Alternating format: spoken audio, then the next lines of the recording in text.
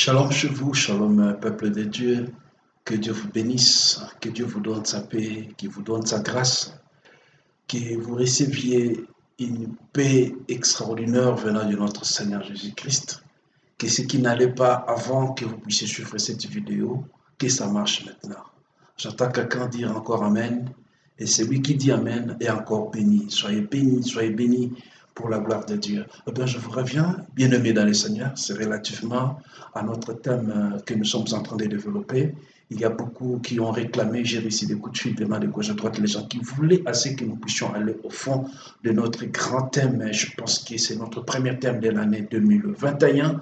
Nous sommes en train de parler sur ce que vous voyez mentionné sur votre petit écran, le Père, le Fils et Dieu. C'est le thème de notre prédication, c'est ce que nous sommes en train de parler tous ces derniers temps pour la gloire de Dieu. Partout dans tous les quatre coins où l'évangile du Christ nous appelle, nous sommes contraints d'y aller pour la gloire de Dieu. Et vous savez, à chaque fois que nous revenons vers vous, c'est quand Dieu nous met à cœur et dit « Allez-y », c'est alors que nous vous revenons pour la gloire de Dieu. Le Père, le Fils et Dieu, c'est notre thème. Et c'est ce que nous allons développer tout au long de ces mois ici. Merci vous tous qui êtes très nombreux, qui suivez en direct sur Facebook, et vous tous aussi qui nous suivez sur YouTube, sur Gospel Prophétique TV. Que Dieu vous bénisse, vous êtes nombreux à partager nos enseignements, vous êtes nombreux à faire des commentaires, à réagir. Que Dieu vous bénisse et surtout continuez à vous abonner dans votre chaîne habituelle Gospel Prophétique TV où nous vous reviendrons encore avec fort détail pour la gloire de Dieu. Notre thème, comme vous pouvez bien le constater, c'est mentionné le Père, le Fils et Dieu. Mes frères, c'est un thème où nous avons trouvé beaucoup de grandes révélations cachées sur ce point. Et aujourd'hui, nous voulons apporter le paix que Dieu nous a mis à cœur pour l'édification de l'Église corps du Christ et surtout aussi pour toutes les filles et fils du gospel prophétique. Vous êtes partout au monde, vous êtes nombreux. Que mon Dieu vous bénisse et qu'il vous donne sa paix et que tout marche bien pour la gloire de notre Seigneur Jésus-Christ. Nous allons prendre la Bible. Et nous pourrons lire un tout petit les Écritures afin que nous puissions comprendre notre thème. Nous l'avons bien mentionné, comme nous avons dit, le Père, le Fils et Dieu. Ça veut dire que c'est un message qui est destiné au Père et le message est destiné au Fils. Et on est tous très concernés et Dieu est au centre de notre message. Alors, je veux que chacun prenne aussi sa Bible. Vous savez, les habitués de ce genre de prédication, ils savent qu'à chaque fois que nous sommes en train de traiter ce sujet, ils prennent bien la Bible et ils profitent de tous les messages que nous nous bien aimés. Lorsque je me suis en train de parler de Père, le Fils et Dieu, chacun va se retrouver. Si sera, si tu es un Père, j'ai un message particulier pour toi. Si tu es un fils aussi, j'ai aussi un message particulier pour toi. Et quand tu seras édifié dans ces messages, ne croise pas, toi aussi va édifier les autres pour la gloire de notre Dieu. Que Dieu te bénisse. Toi qui as déjà appris ta Bible, toi qui es prêt avec moi, nous allons retrouver notre texte qui est dans le livre de Matthieu, chapitre 28.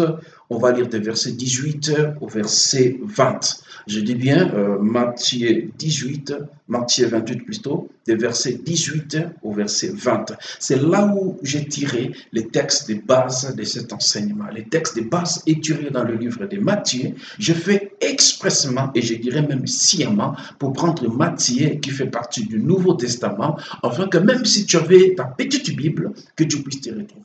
Alors, en fait, que tu comprennes que c'est un message qui est contextualisé et qui est actualisé aussi pour la gloire du Seigneur. Je dis, nous sommes dans Matthieu 28, de verset 18 au verset 20. Je lis au nom de Jésus-Christ.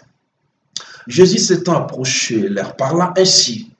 Tout pouvoir m'a été donné dans le ciel et sur la terre.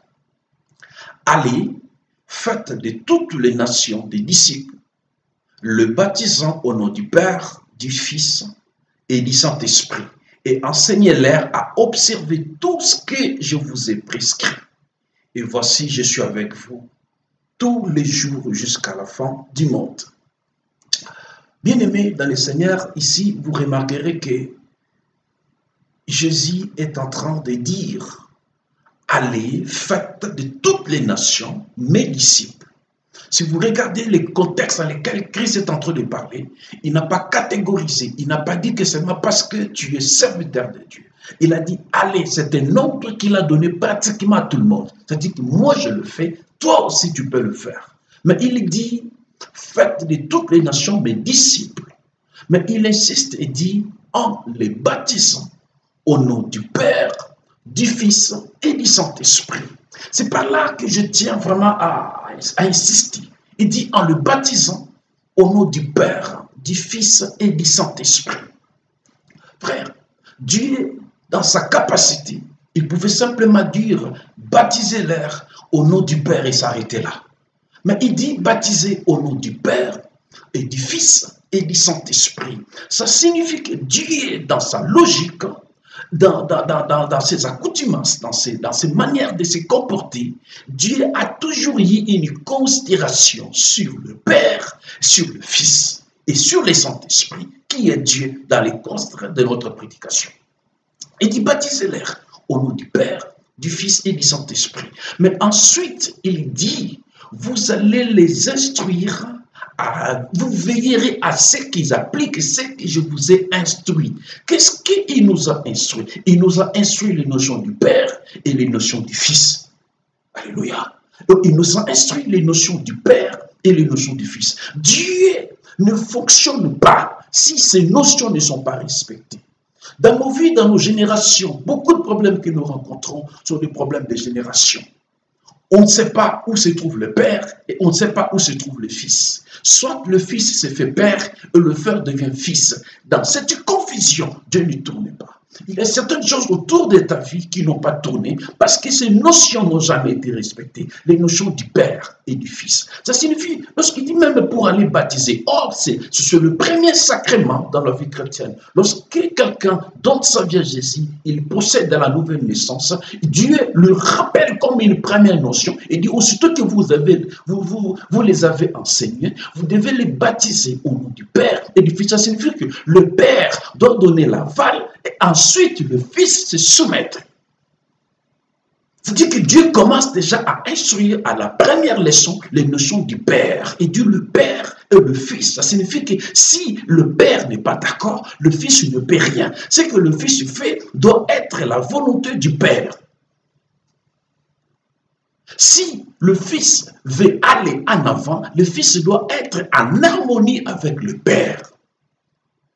Frère, le Père, aujourd'hui, il y a beaucoup de pères maintenant qui naissent. Il y a beaucoup de pères qui sortent. Mais je vous dis, il y a des vrais pères. Il y a aussi des faux pères.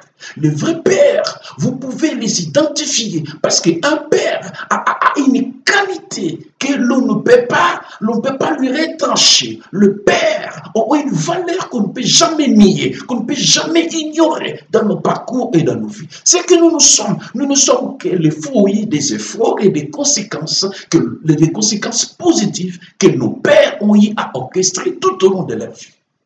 Tu ne peux pas exister s'il n'y a pas un père. Dieu n'était pas un fou de réfléchir que pour qu'un enfant soit né, il faut qu'il y ait une sémence d'une père, afin qu'une mère puisse engendrer. Ça signifie que sans le père, le fils n'existera pas.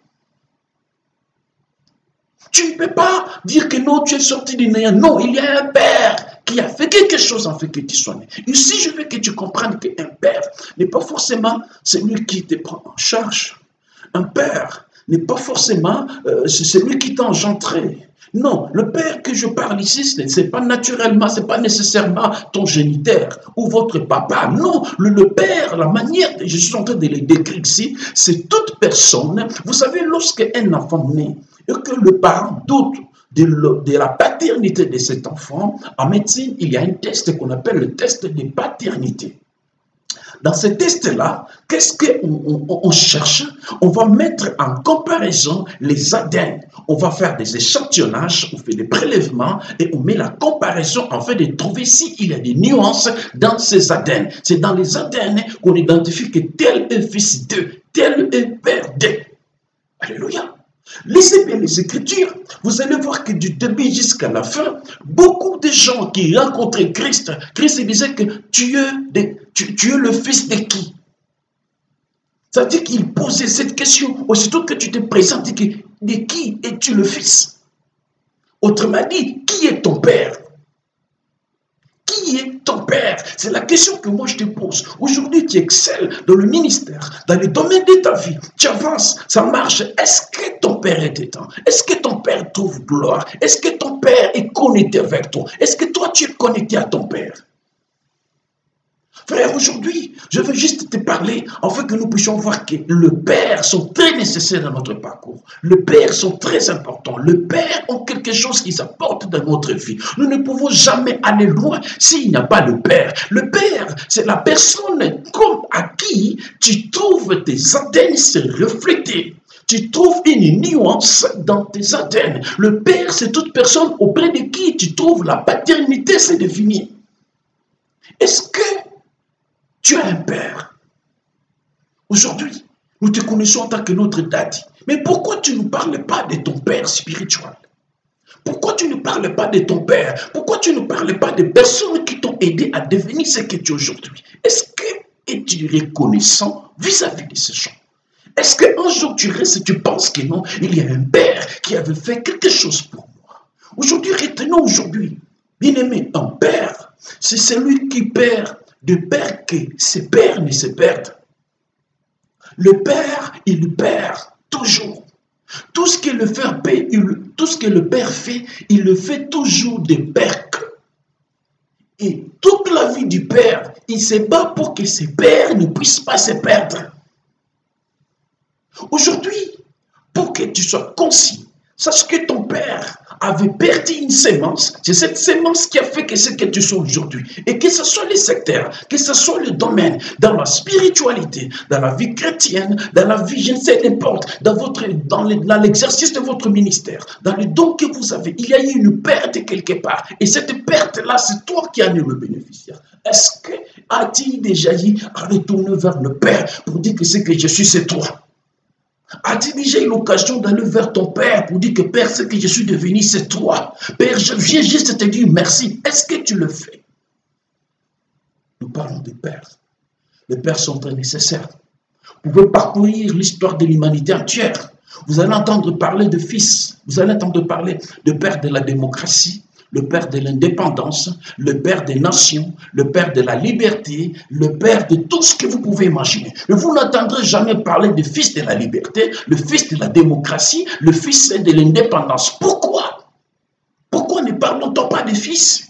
Parce qu'on ne peut jamais parler du fils sans père. Mais on peut parler du père sans fils. Est-ce que vous comprenez? Lorsque vous allez dans des foules, vous n'entendrez jamais dire que ça c'est le père de qui. Non, on dira c'est le fils de qui. Parce que le fils, on l'identifie par son père. C'est pour cela que tout fils est porteur de postes de nom, est porteur des noms, est porteur des atteintes du père. Pourquoi ne parlons-nous pas des pères des fils de l'indépendance? C'est parce que le fils ne lègue pas, mais il n'y a que le père qui lègue. Le fils, ce sont bénéficiaires de l'héritage. Le fils, ce sont les héritiers, mais le père ne sont pas des héritiers. Le père, ce sont ceux qui lèguent. Alors aujourd'hui, nous ne pouvons pas construire notre société en ignorant le Père. Nous ne pouvons pas construire nos générations si nous devons mettre le Père à côté, d'écouter. Si nous devons ignorer tout ce que le Père a fait dans nos vies, nous sommes nuls, nous ne pouvons jamais avancer parce que Dieu, dans sa première leçon, il enseigne les notions du Père. Il dit déjà, baptisez-leur au nom du Père et du Fils. Ça signifie que d'abord le Père doit donner l'aval et ensuite le Fils exécuter. Les notions de Père, ce sont des notions très importantes, mes chers amis. Nous devons bien connaître ça. Voilà Christ, nous allons retrouver encore la Bible, excuse-moi. On va encore retrouver encore la Bible pour voir comment Christ était en train de veiller sur les notions du Père. Les notions du Père, mes chers amis, sont des notions très nécessaires. Si aujourd'hui, nous n'en parlons pas, nous ne pouvons pas aller loin, nous ne pouvons pas réussir. Tu ne peux pas bâtir ton ministère sans la bénédiction de ton Père. Aujourd'hui, tout ce que toi tu as, ça vient de ton Père. Tu es, chacun de nous, aussitôt que tu écoutes des prédications, dis-toi au fond du cœur, je suis redevable vis-à-vis de mon Père. Je suis redevable vis-à-vis de mon Père parce que tout ce que j'ai sur le Père qui m'a donné. Mais pourquoi ne pas nous rester reconnaissant? Pourquoi? Pourquoi ne pas rester reconnaissant? Je vous dis une chose, on ne choisit pas un Père. Non, parce qu'il est beau, il est comme ça, c'est pour ça. Là. Non, le Père, c'est Dieu qui donne, c'est Dieu qui a créé, c'est Dieu qui a voulu, c'est la volonté expresse de Dieu. Dieu a voulu que tel soit ton Père. Dieu a voulu que tu battes sous le pied de Messie tel, sous le pied de Père tel, afin que tu sois ce que tu es devenu aujourd'hui. Mais pourquoi tu veux construire tout en ignorant ces pères-là? Pourquoi? Chrétien aujourd'hui, tant que tu continueras à ignorer ton Père, toi aussi, tes fils ils vont t'ignorer. Tes fils ne vont pas te reconnaître. Aujourd'hui, tu dois prendre une décision. Tu dois quitter les camps de personnes qui se mettent nuit et jour pour critiquer ton Père. Sache que quand on critique ton Père, on te critique aussi directement. Le Père sont des dieux que nous voyons sur cette terre. Nous ne pouvons jamais bâtir nos maisons. Nous ne pouvons jamais bâtir nos ministères tant que nous sommes en désaccord avec le Père.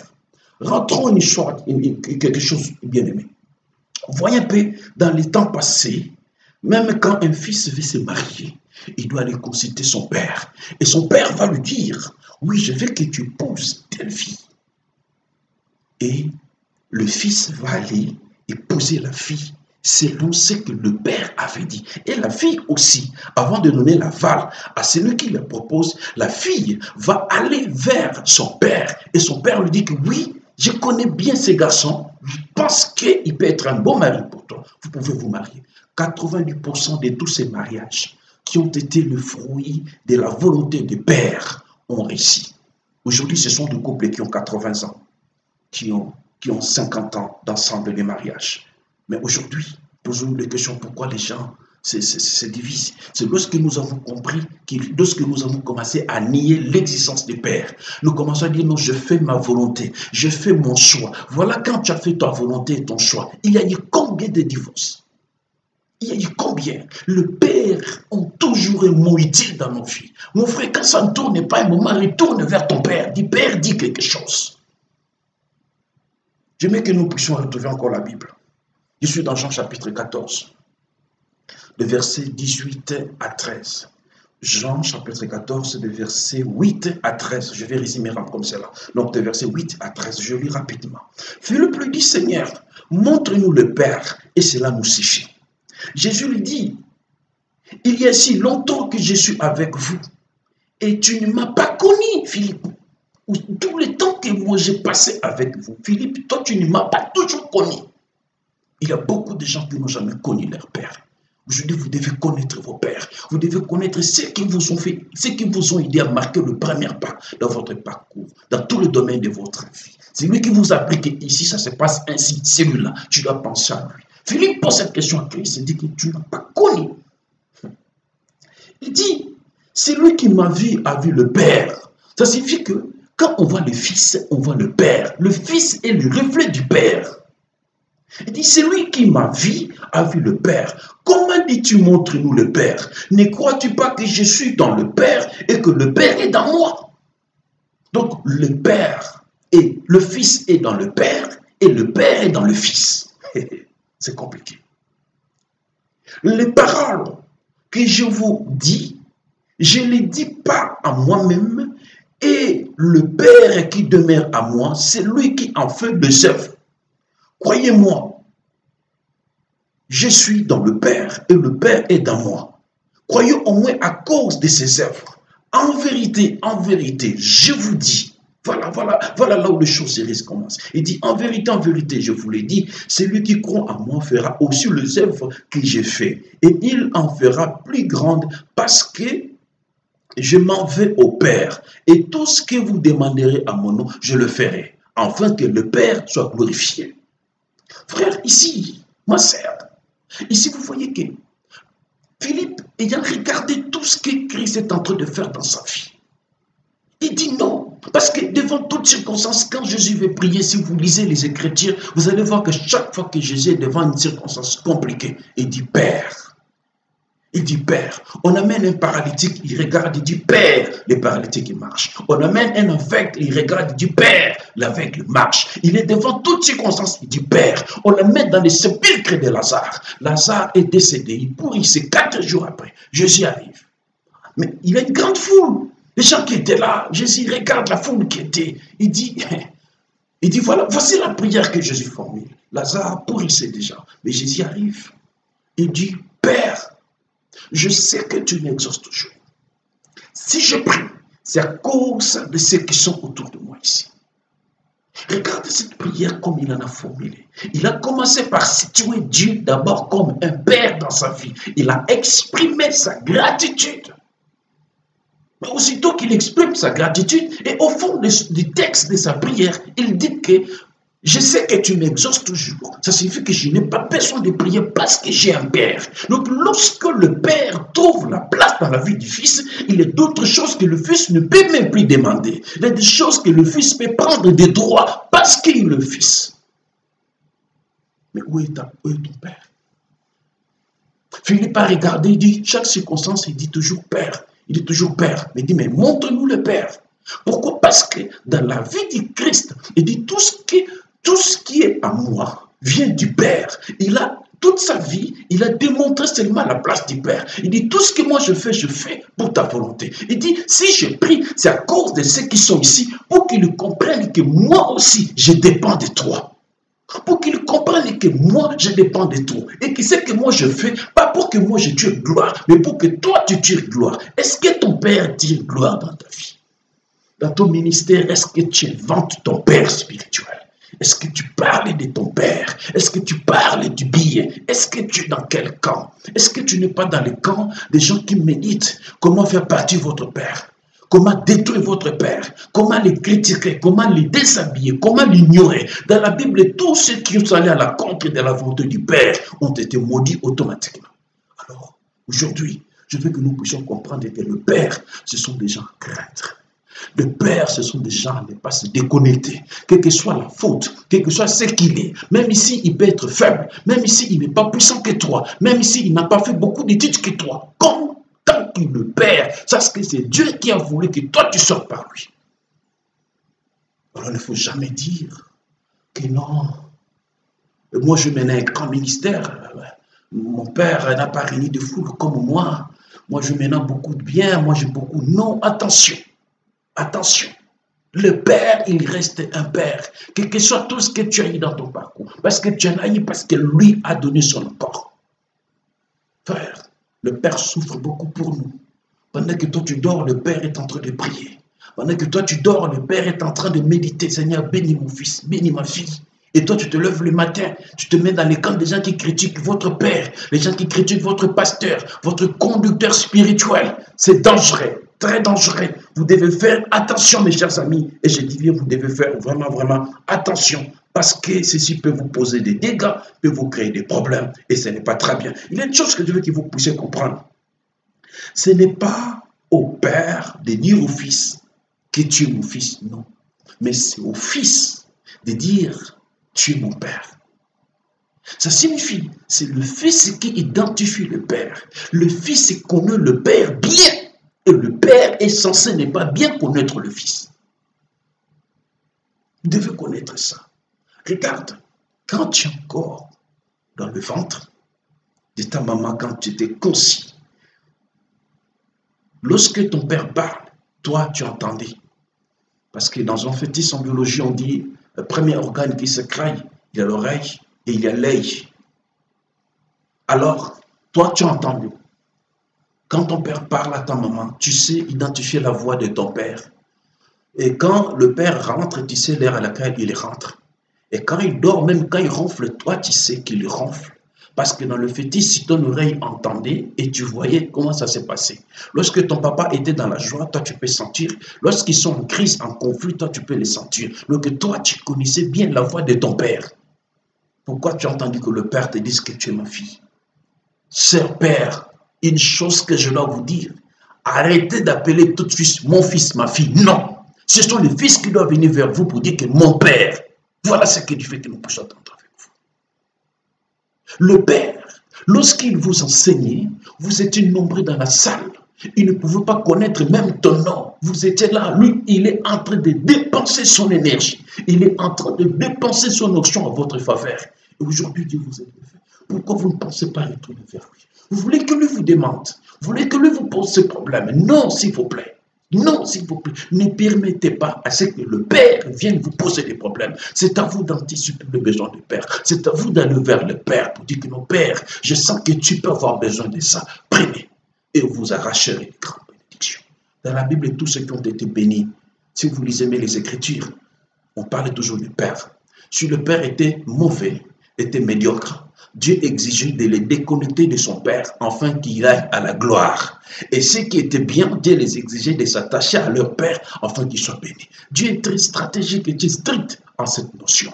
Regarde, Abraham étant un fils, aujourd'hui Abraham est devenu père, mais quand il est encore fils, pour sa bénédiction, Dieu lui parle à Abraham et dit, Abraham, tu dois quitter la maison de ton père.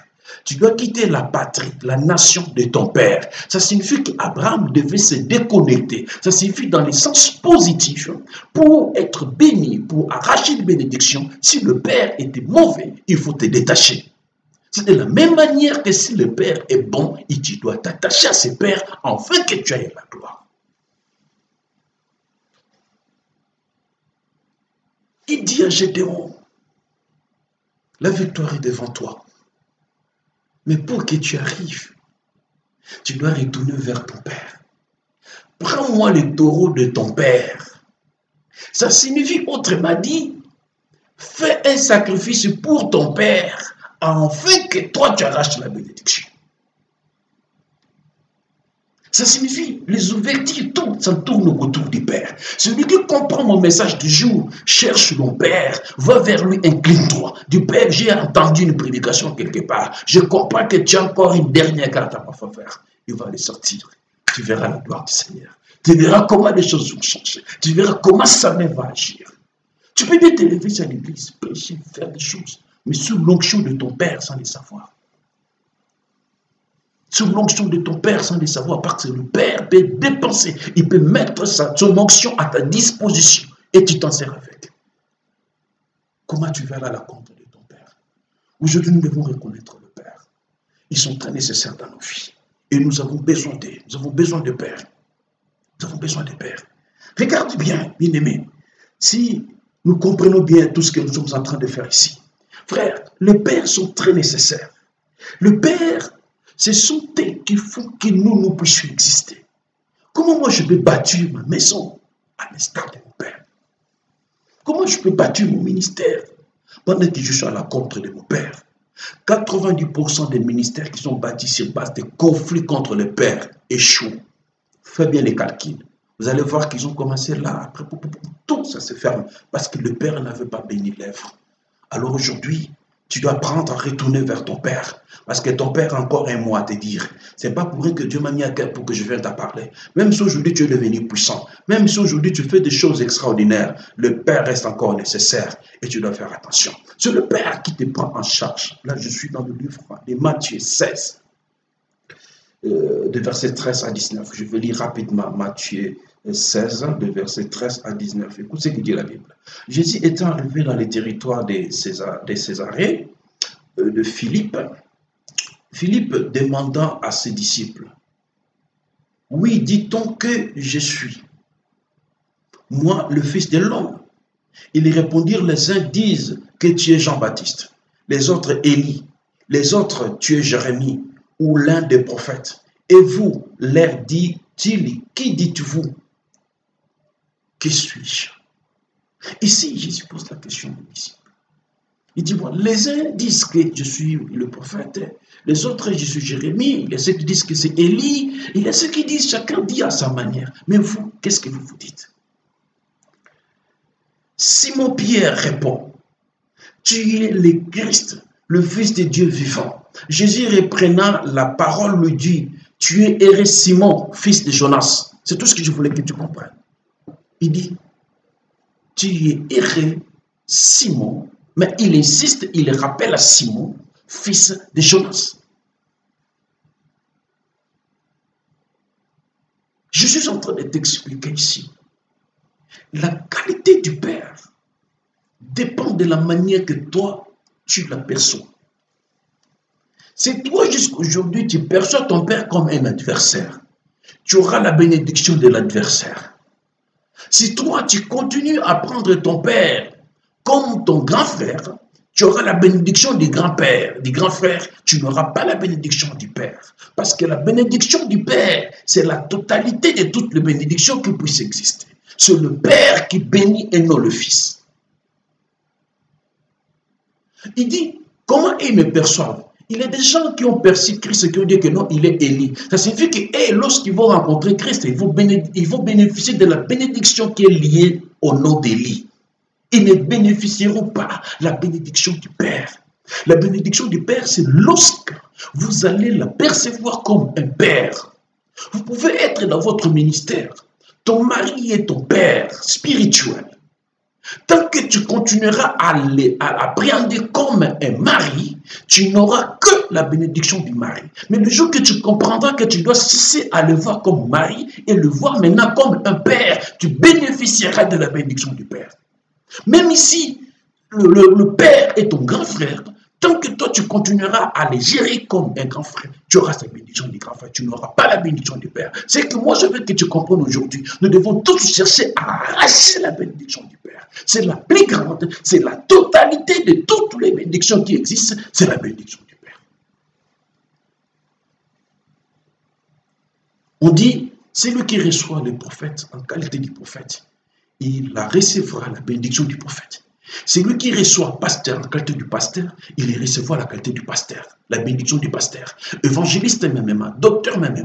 Mais Christ il pose la question à ses proches. Pour vous, qui suis-je? Simon dit, tu es le fils de Dieu. Lorsqu'il lui répond, il dit, Simon, toi, fils de Jonas. Il lui rappelle à Simon, tu es le fils de Jonas. Et il lui dit, ce que tu as dit, ça ne vient pas de toi. C'est le Père qui m'a envoyé, qui t'a inspiré, en fait, que toi, tu comprennes ce que je suis. Donc, même dans la réponse du Christ, il est en train d'honorer son Père. Il lui rappelle à Jonas, à Simon, que tu es le fils de Jonas. Mais moi, ce que je suis, la bénédiction que je suis, ça vient du Père. C'est le Père qui t'a inspiré pour que toi, tu me découvres. Ça signifie, si chaque fois que tu arrêtes d'observer les choses telles que tu connais, tu comprends maintenant que celui-ci est un Père. Ah, frère, ma sœur, arrache la bénédiction du Père. Arrache la bénédiction du Père. Souvenez-vous de l'histoire de Saul. Souvenez-vous de ça. Il fallait arracher la bénédiction du Père. Qu'est-ce que tu attends? Le Père sont très nécessaires dans nos vies. Le Père sont très nécessaires. Nous devons connaître le Père et nous devons faire du bien à nos pères. Faites-les pendant qu'ils sont encore en vie. N'allez pas l'attendre pour dire que non, papa, si je savais. Non, c'est maintenant que je donne mes messages. Fais-les maintenant. Fais du bien à ton Père. Regarde, recherchez-les maintenant. Ça fait combien de temps que vous avez parlé avec lui? Au WhatsApp, c'est gratuit presque. Tous ces derniers temps ici, est-ce que tu as eu ces nouvelles? Tu connais s'il vit comment? Tu connais comment il marche? Est-ce que tu prends soin de lui? Est-ce que tu penses à lui? C'est ce que tu n'es qu'une perte du Père. C'est ce que tu dois savoir aujourd'hui. Que tous les fils du monde comprennent aujourd'hui que nous ne sommes que la perte du Père. Donc le Père a perdu pour que nous nous existions. Mais qu'est-ce que nous faisons de lui? Qu'est-ce que nous faisons de lui? Que Dieu te bénisse, ma sœur. J'arrête la prédication pour aujourd'hui ici. Je vais encore revenir sur le deuxième point. Ça, c'est le point 1. Où nous avons essayé de parler du Père. Le deuxième point, nous allons parler des devoirs et les exigences du Père. C'est que le Père doit faire. Il y a beaucoup de pères qui se sont dégarnis, qui se sont désarmés, qui ont cessé d'être pères pour n'avoir pas compris certaines choses. Aujourd'hui, je vais vous parler, vous pères, pour que vous puissiez comprendre. Que Dieu vous bénisse. Et je veux que nous puissions prier pour tout celui qui sait qu'il était en désharmonie avec son Père. Tu t'es mis dans les camps des gens qui aiment critiquer. Tu t'es mis dans les camps des gens qui aiment faire du mal.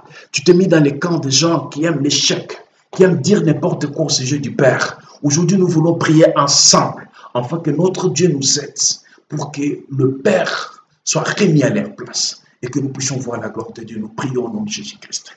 Seigneur Dieu le Tout-Puissant, Père de gloire, je te bénis. Je veux que toutes les filles, tous les fils qui étaient en désharmonie avec leur Père, Père, aujourd'hui, qu'ils rentrent en harmonie, qu'ils comprennent que le Père ont toujours un rôle important à jouer, qu'ils comprennent que le Père sont très nécessaires dans leur vie, qu'ils comprennent que le Père sont une source intarissable. Les Pères sont nécessaires. Que Dieu vous bénisse, bien-aimés dans les Seigneur, et que le Père puisse reprendre leur place, et que le Père puisse régner encore dans nous, que le Père puisse continuer encore à nous gérer. C'est comme ça que le nom de Jésus sera glorifié. Que Dieu vous bénisse et à très bientôt.